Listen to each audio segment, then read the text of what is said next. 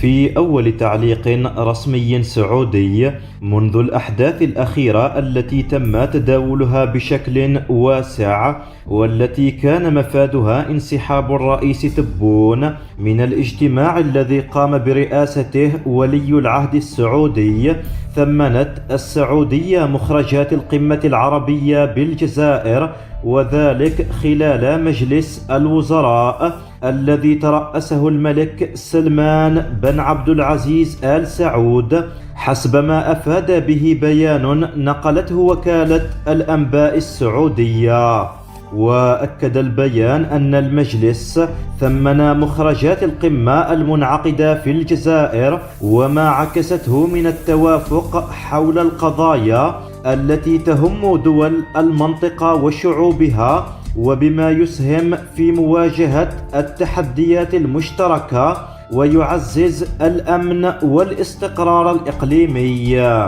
التصريحات السعودية جاءت بعد الجدل الذي أثير حول غياب ولي العهد عن القمة العربية بالجزائر وحضوره قمة المناخ في مصر، غير أن الأوساط الدبلوماسية تصف العلاقات بين البلدين بالممتازة، وهو ما جاء على لسان وزير الخارجية رمضان العمامرة، وكذا متابعة وكالة الأنباء السعودية لبرنامج الرئيس تبون في قمة المناخ المصرية.